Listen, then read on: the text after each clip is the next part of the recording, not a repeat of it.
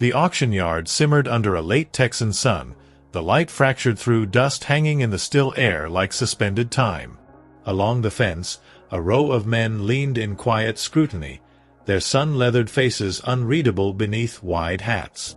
Beyond the rails, a black stallion tore at the earth with an anxious hoof, muscles coiled, nostrils flared. The name on his bridle read Crow, though he belonged to no one. He was a rumor with a heartbeat, a horse passed from hand to hand, always too wild, too proud, too much. Silence spread like oil across the corral when a small figure stepped into the ring. He couldn't have been older than 10. Denim shirt buttoned to the collar, boots too big at the heels, and a silence about him that was louder than any cry. Eli Thompson. A boy known not for what he said, for he hadn't spoken in years, but for what he remembered. The son of a man once revered in these parts, Nathan Thompson, a horse whisperer who died beneath the weight of metal and rain 2 winters back.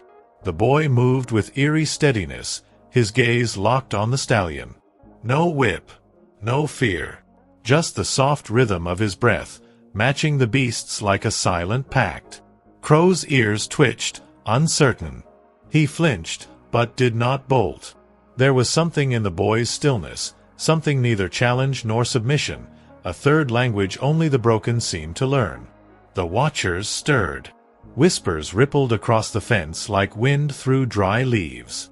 Eli reached for the lead rope with fingers that trembled only slightly, and for a breathless second, the earth seemed to pause. Crow let him.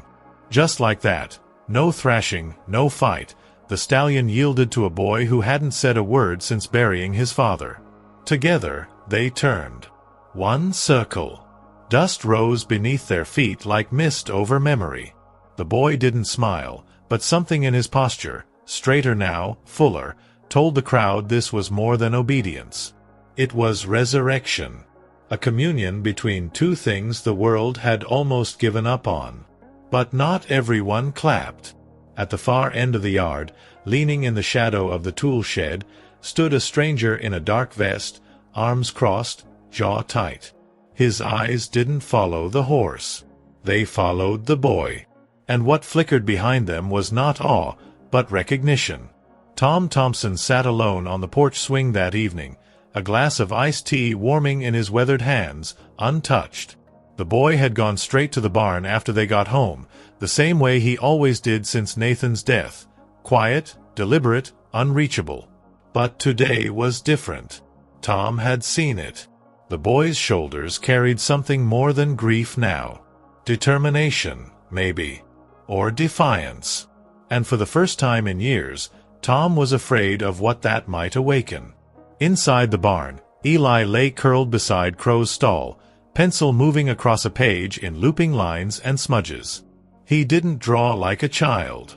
His strokes had precision, as if he were remembering something long buried rather than imagining it. The horse inside the stall watched him, unmoving, eyes deep as canyon stone. They had only known each other for hours, but already there was a language growing between them. Silent, but thick with meaning. Back in town, the man in the vest, Raylan Carter, sat in a corner booth of Mary's Diner, nursing a lukewarm coffee. His boots were clean, but his knuckles told stories. Scars where rings once lived, nails squared and clean-cut. He hadn't been to Abilene in 13 years, not since the trial. Not since the deal with Nathan went sideways and a stallion vanished in the dead of night. But seeing that horse again, that coat, that temper, there was no doubt. That wasn't just a horse. That was his horse. Raylan wasn't the type to believe in ghosts, but Crow's presence twisted his gut with something close to guilt. Or rage. The Thompson name still had weight here. Even after the accident. Even after everything that had been swept beneath barn floors and buried with the dead. Raylan hadn't come to buy. He'd come to claim. Tom's phone buzzed on the table beside him. A number he didn't recognize. He let it ring out. Something about the day had unsettled him. He didn't like the way Eli had walked into that pen like it was fate. Didn't like the way the horse had followed. It felt too easy. too much like something was being returned to them that had never truly belonged. And in the barn, Eli paused his drawing. Something had changed in the air, a tension he couldn't name, but could feel. Crow shifted on his hooves, ears pricking toward the open doorway. The boy looked up, eyes narrowing toward the dark beyond the barn. He couldn't explain why, but somehow he knew they were being watched. Tom stared out at the horizon the next morning, the sky washed in soft pink and gold, but his chest felt heavy.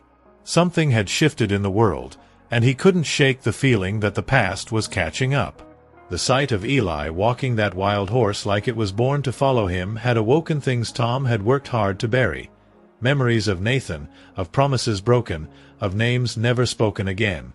And now, his grandson had stirred all of it back to life, without uttering a single word. In town, Raylan stood outside the sheriff's office, arms crossed, jaw clenched. He wasn't here to start a war, not yet, but he wanted answers. He handed over a worn photo, a younger Raylan, a dark stallion beside him, and Nathan Thompson standing in the background, almost blurred by motion. "Ever seen this horse around?" Raylan asked, voice low, sharp. Sheriff Bill Rhodes furrowed his brow. He had, of course. The whole county had seen the boy walk it at the auction. But something in Raylan's tone warned him to tread carefully. Back at the ranch, Eli was already brushing down Crow with gentle strokes. The boy had taken to waking before sunrise, his silence now filled with purpose. There was something about the way he moved around the animal, not just calm, but knowing, as if each motion recalled something deeper than memory. Crow responded in kind, no longer tense, no longer guarded. He lowered his head when Eli approached, eyes softening like fog lifting from a distant field.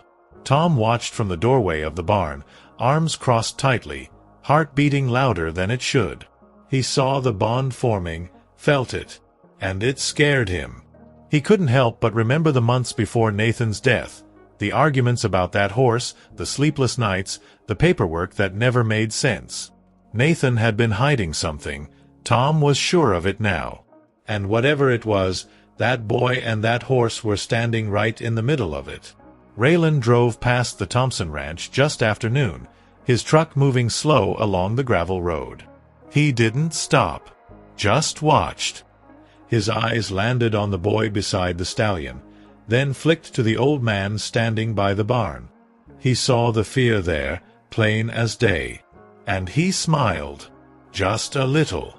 Inside the barn, Eli turned suddenly. He felt it again, that strange pressure in the air. Not fear, but recognition. Crow snorted, ears twitching. Eli placed a hand gently on the horse's neck.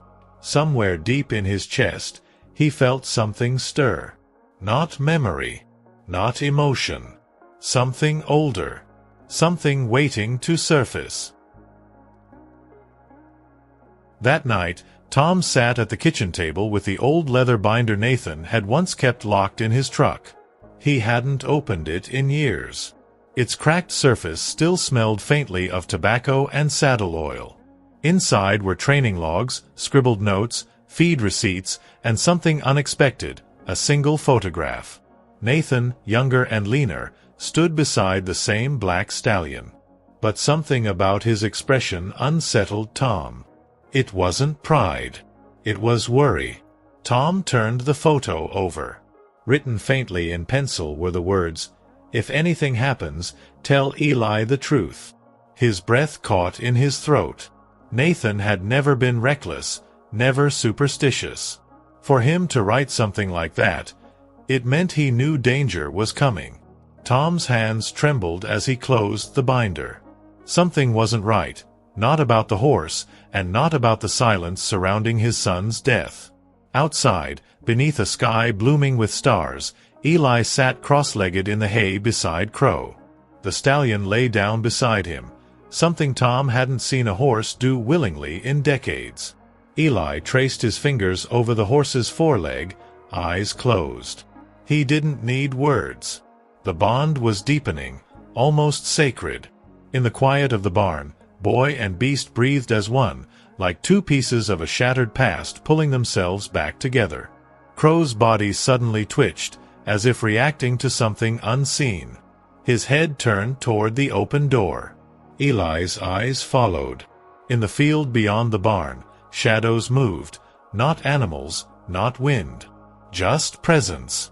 The boy stood slowly, the hair on his arms rising. His breath hitched as a sound, faint as a whisper, floated in, a low, raspy whistle. Not a tune. A signal. And he recognized it. At that same moment, Tom made a call he hadn't dared make in over a decade. He dialed an old number scratched into the back of a toolbox, someone who had once trained with Nathan, before things went south.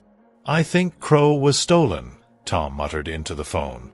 "And I think my son knew it before he died." The voice on the other end went silent, then replied, "Then you're not safe. Neither of you." Raylan, from the cab of his truck parked just beyond the fence line, watched the light flickering in the barn. His fingers rested on the wheel, but his mind was 1,000 miles away, replaying deals made in the dark, names forged, and one night he'd promised himself to forget. But now the horse had surfaced. And the boy. The boy had brought the past roaring back. The morning after the whistle, the ranch felt different. The wind came in low and cold from the north, unusual for a spring day in Texas. Tom stood near the barn, coffee cooling in his hand, eyes scanning the pasture. Crow was restless, pacing the fence line. Eli watched from a distance, arms folded tight across his chest. The boy hadn't sketched that morning. He hadn't even entered the barn. Something in him had shifted, as if that silent signal the night before had cracked a wall inside him, one built brick by brick after his father's death. Tom didn't wait for the stranger to come to him. He drove into town, dust trailing his truck like a ghost tail. When he stepped into Mary's diner and saw Raylan at the back booth, something old and hard boiled in his chest. Tom walked straight over, hands planted firm on the table. "You saw the boy with the horse," he said flatly. Raylan didn't look up. "Saw more than that," he replied. "I saw what should have never been found." For a moment, neither spoke. Years of unspoken accusations swirled in the silence between them. Finally, Raylan lifted his eyes, cold, unflinching. "That stallion was mine. Bought and paid. Your son took him the night before the accident. Disappeared without a word." Tom's voice came out low and cracked, "because he found out what you were doing. You weren't training that horse, Raylan. You were breaking him. You turned a living thing into a weapon." Raylan leaned in, voice barely above a whisper. "And now your mute little grandson's out there turning him back into a pet. That horse remembers what I made him. And eventually, so will the boy." The words hit like gravel in the chest. Tom left without another word, but his hands shook as he gripped the steering wheel. Something deep down told him Raylan wasn't bluffing.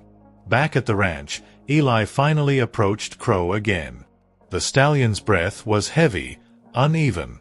As Eli placed a hand on his flank, images flickered through his mind, not memories exactly, but feelings.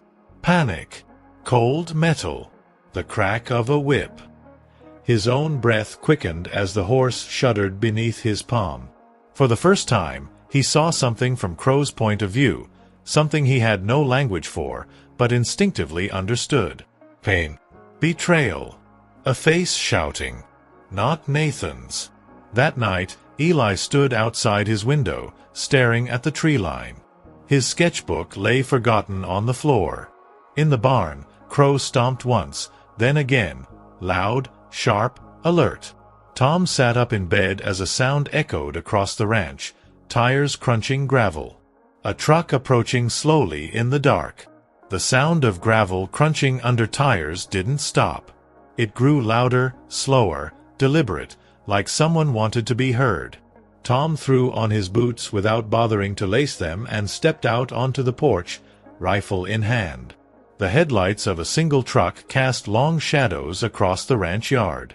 It rolled to a stop, engine still running.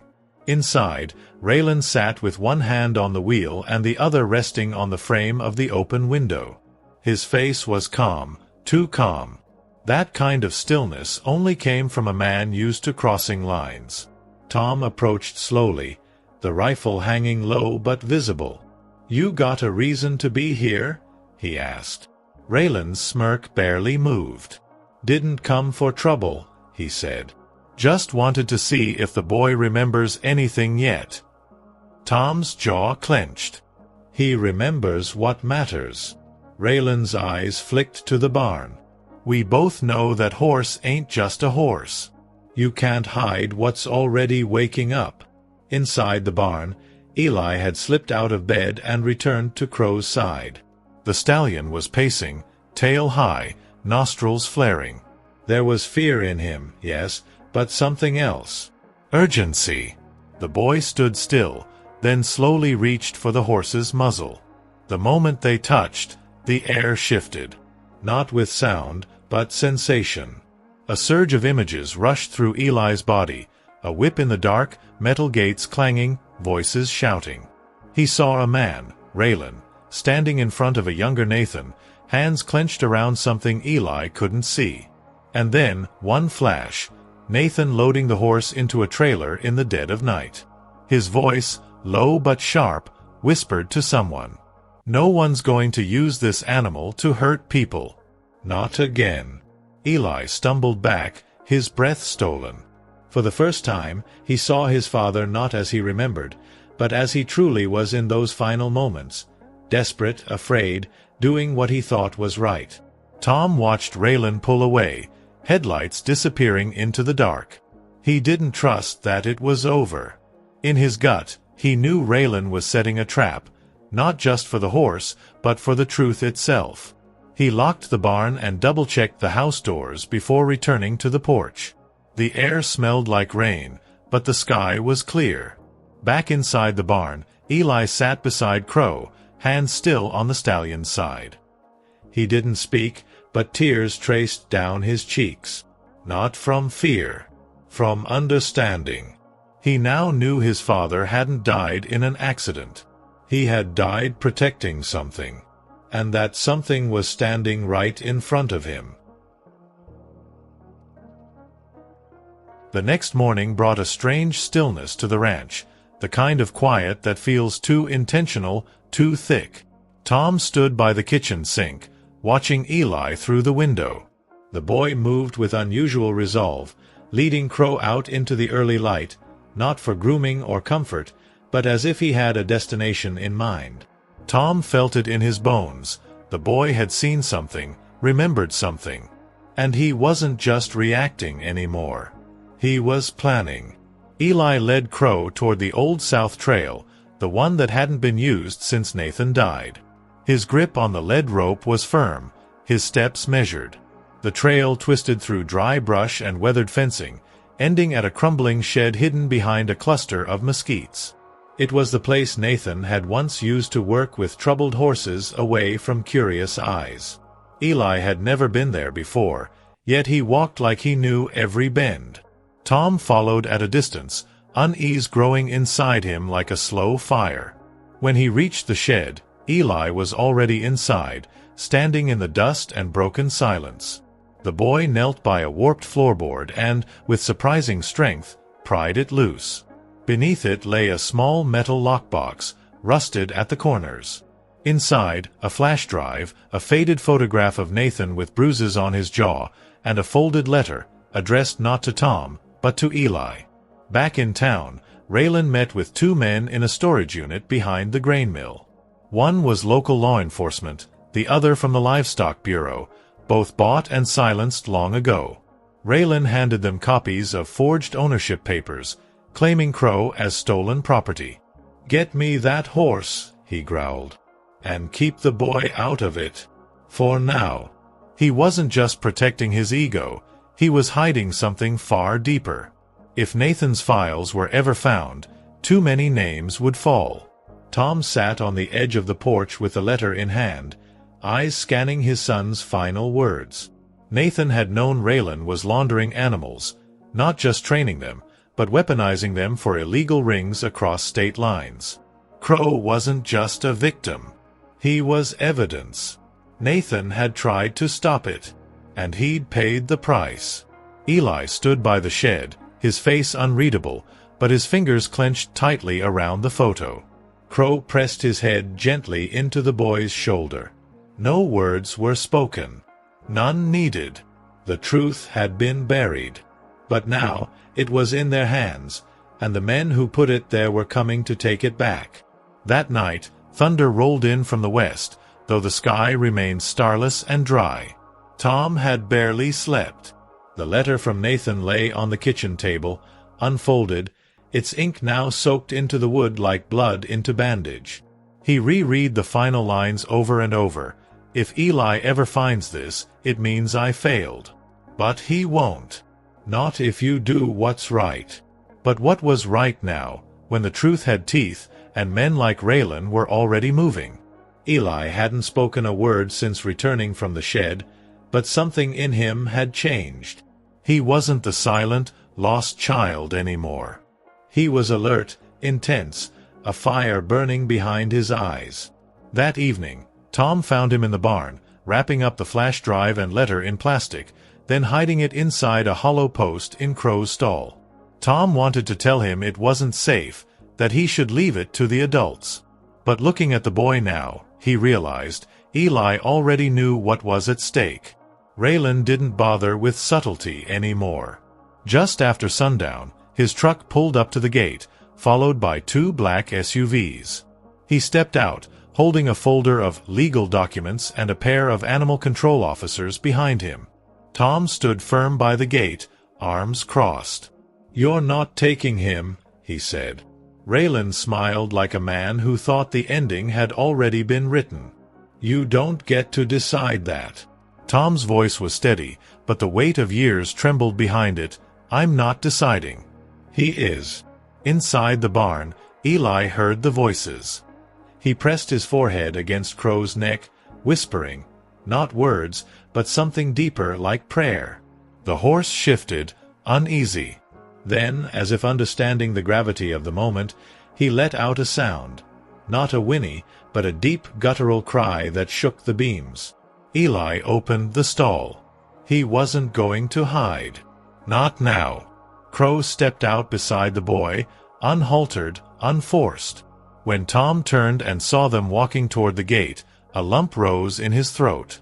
Raylan's officers hesitated, uncertain. There was something in that boy's face, something they couldn't name. Courage, maybe. Or conviction. Raylan stepped forward. "You don't even understand what that animal is, kid," he said. Eli stared back. His lips parted. For the first time in years, he spoke, voice soft but unshakable. "I know exactly what he is. He's the reason you're afraid." The moment Eli spoke, the air shifted. Not just in the yard, but in the men's eyes. The boy's voice was calm, almost too calm, like it had been aged in silence. Even the officers behind Raylan took a small step back. Crow stood beside the boy like a sentry, his massive chest rising and falling, head held high. Tom stared at his grandson, stunned. It wasn't the voice that moved him, it was the clarity in it. The certainty. Raylan tried to recover. "He's just a kid. You think anyone's going to listen to him?" he barked, thrusting the forged documents forward. But Tom stepped between them, his voice steady and low. "You made the mistake of thinking silence meant ignorance. But this boy saw more in one night than most men see in a lifetime." The officers looked at each other, visibly uneasy. For the first time, Raylan looked unsure. And then came the sound, a distant engine, then another. Headlights cut through the darkness. Sheriff Rhodes' cruiser pulled up beside the SUVs, followed by 2 trucks from local ranchers. Word had spread, quietly, but thoroughly. Tom had made a few calls earlier that day, sharing the contents of Nathan's hidden letter with the right people. Rhodes stepped out slowly, eyeing Raylan. "Heard you've been showing up uninvited," he said. and claiming property you don't own. Raylan's face twisted. This horse was stolen from me. I have proof. Rhodes took the folder from his hand, leafed through the pages, then glanced at Tom. Funny thing about forged documents, they don't hold up well when you already have the originals. From the sheriff's pocket, he pulled out another folder, the contents Nathan had hidden. Stamped, signed, dated, ownership, abuse records, confidential complaints, everything. Eli stood still, his hand gently on Crow's mane. The horse didn't move. He didn't need to. Justice didn't always look like sirens and shouting. Sometimes, it looked like a boy who didn't speak until the truth was too loud to ignore. The officers approached Raylan slowly, unsure whether to restrain him or wait for orders. Raylan, seething, looked one last time at Eli, not with anger, but something more hollow. Defeat. Tom looked at Eli, and this time he didn't see a child. He saw the bridge between past and future, between a father's unfinished fight and a grandson's unbreakable resolve. The silence that once surrounded their home had shattered, and what stood in its place was something far stronger. 1 week later, the ranch was quiet again, but it was a different kind of quiet. Not the heavy, sorrow-soaked stillness of before, but one filled with healing. Raylan had been arrested and was awaiting formal charges in county jail. Several of the names listed nas palavras fines de Nathan estava agora sob investigação. The truth, once buried beneath fear and forged papers, had finally been unearthed. And it had been a 10-year-old boy who cracked it open. Eli spent his mornings in the pasture now, not out of habit, but of choice.